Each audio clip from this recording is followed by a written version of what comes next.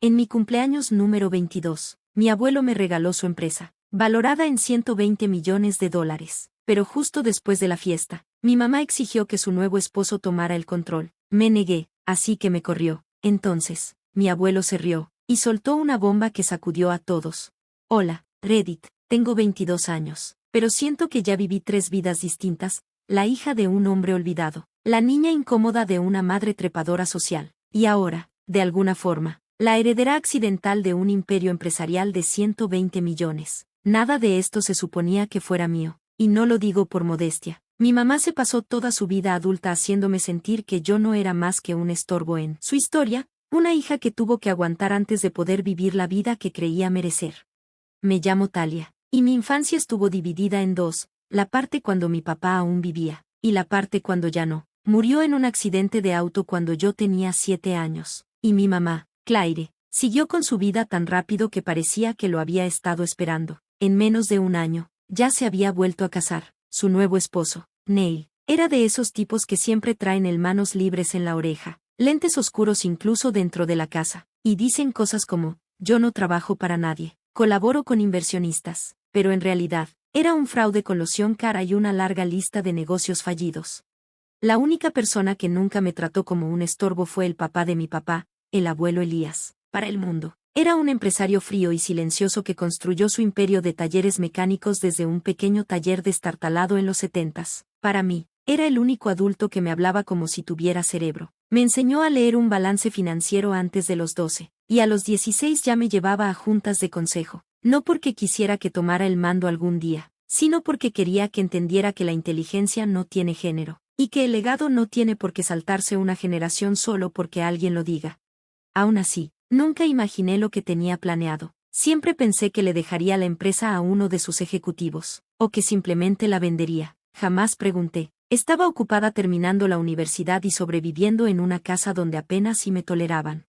Cuando el abuelo invitó a todos a su mansión para celebrar mi cumpleaños, pensé que sería lo de siempre, sonrisas fingidas, algunos regalos y, con suerte, una buena foto con él antes de que Neil arruinara el ambiente con algún comentario fuera de lugar. No esperaba la multitud, el catering, ni que, a mitad del postre, el abuelo se aclarara la garganta y cambiara mi vida para siempre. Anunció que renunciaría como director general y que me transfería el 51% de la empresa directamente a mí, sin fideicomiso, sin intermediarios, propiedad total, efectiva de inmediato.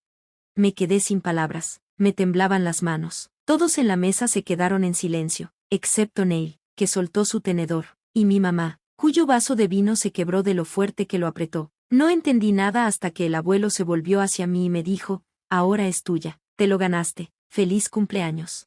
Me gustaría decir que en ese momento mi vida cambió, pero no, todavía no. Ese momento llegó 20 minutos después, cuando mi madre me jaló al pasillo de mármol como si fuera una niña que la había avergonzado en público. Ya no sonreía, tenía esa mirada fría y calculadora que tantas veces le había visto. No me preguntó cómo me sentía, ni me felicitó, solo me dijo que, a partir de ahora, su esposo sería el nuevo director general en funciones. Lo dijo como si ya estuviera decidido, como si mi firma no importara, como si todo ese imperio que mi abuelo construyó y me regaló no fuera realmente mío.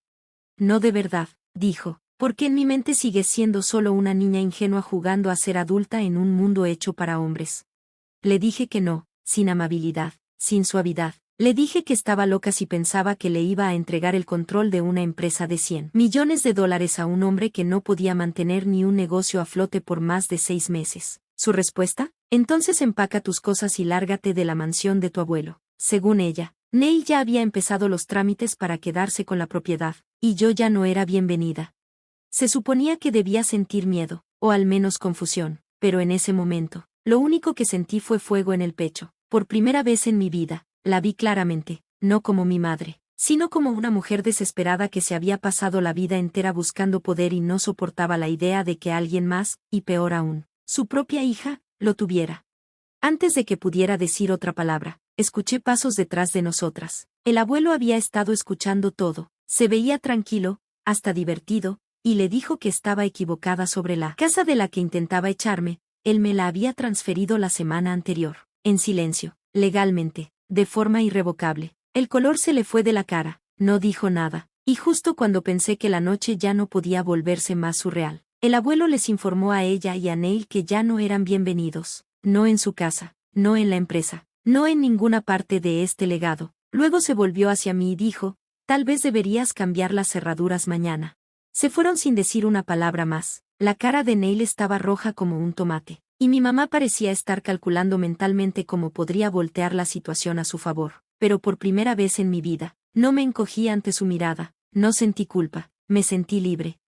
Esa noche, me quedé en el cuarto de huéspedes, que ahora era mi cuarto, mirándome al espejo. Mi celular vibró como a la 1 de la mañana. Era un mensaje de mi mamá, me excedí. Hablemos mañana. No contesté, porque ya sabía algo que ella no. El abuelo tenía una sorpresa más, una que hacía que la transferencia de la empresa pareciera un simple calentamiento. Y cuando ella se enterara, ya sería demasiado tarde para cambiar nada. A la mañana siguiente, encontré al abuelo vestido, tomando su café negro y hojeando su pila de periódicos como cada mañana, como si no hubiera destrozado los sueños de poder y riqueza de mi madre la noche anterior. Me serví un té y me senté frente a él. Se siente pesado el ambiente, le dije. No es tristeza, respondió, es anticipación. Me deslizó un sobre grueso por la mesa. Adentro había documentos legales, declaraciones financieras, y lo más impactante, una notificación formal de que mi madre no tenía ningún derecho sobre la herencia familiar, ni sobre la empresa, ni sobre los fideicomisos. De hecho, la habían eliminado de todos los testamentos y planes de sucesión, hacía casi 5 años.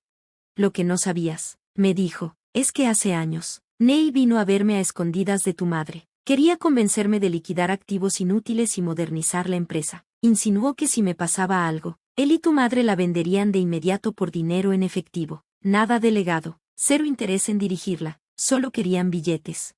Mi abuelo fingió seguirles el juego, mientras tanto, fue moviendo activos, cambiando la propiedad de los fideicomisos, y colocándome a mí como sucesora silenciosa, sin que nadie lo notara. Yo pensaba que me llevaba a sus juntas solo por convivir, no sabía que me estaba entrenando.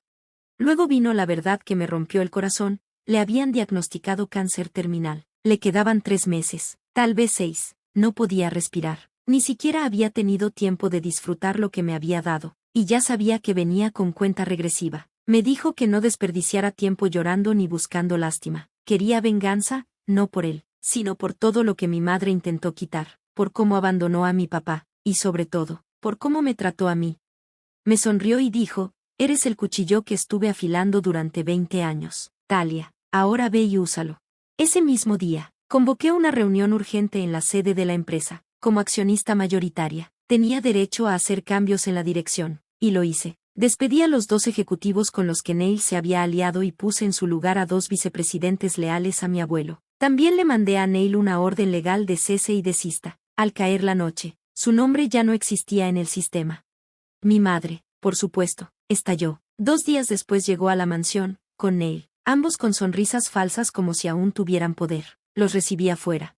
Dijo que venía a hablar con calma, pero en cuanto mencioné los documentos de herencia actualizados, su cara se descompuso. Me acusó de envenenar al abuelo contra ella, me llamó desagradecida, y trató de hacerme sentir culpable. Yo te crié sola después de que tu papá murió, como si no me hubiera dejado botada cada vez que podía, como si no me hubiera tratado como un estorbo durante años. Luego, en un intento patético, me rogó que le diera a Neil un puesto como asesor. Somos familia, dijo. Esta empresa debe quedarse en la familia. La miré directo a los ojos y le dije, si se queda en la familia, en mis manos, no en las tuyas, ni en las de Neil, y mucho menos en las de quienes intentaron borrarme, manipularme y usarme. Me preguntó qué iba a hacer ahora. Le respondí, buscar un trabajo de verdad, como todos los demás. Se fue, esta vez para siempre.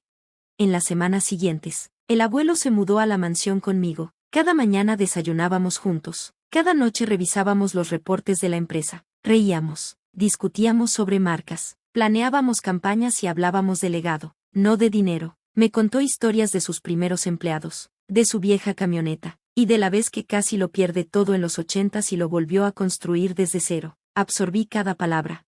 3 meses después, falleció mientras dormía. Le tomé la mano en sus últimos momentos y le agradecí, no solo por la empresa, la casa o el dinero, sino por confiar en mí cuando nadie más lo hizo. El funeral fue privado, mi madre no fue invitada, intentó colarse, pero seguridad no la dejó entrar. Nunca más la volví a ver. Ha pasado un año, la empresa va mejor que nunca, nos expandimos a servicios para autos eléctricos. Modernizamos la experiencia del cliente y reinvertimos millones en programas comunitarios de reparación. Sigo viviendo en la mansión, pero convertí la mitad en un centro de desarrollo empresarial para mujeres en oficios, mecánicas, ingenieras, especialistas en tecnología. Mi madre, según supe, fue abandonada por Neil pocos meses después de que todo colapsó. Va saltando de trabajo en trabajo, viviendo en un condominio que alguien más le paga. No me importa lo suficiente como para investigar más. Alguna vez me dijo que era demasiado blanda, que no iba a sobrevivir en el mundo real. Pero la verdad es que no soy blanda, soy acero que tomó años en forjarse, y nunca se dio cuenta del fuego que ella misma ayudó a encender. Ahora yo dirijo una empresa de 100 millones, y ella no está ni cerca.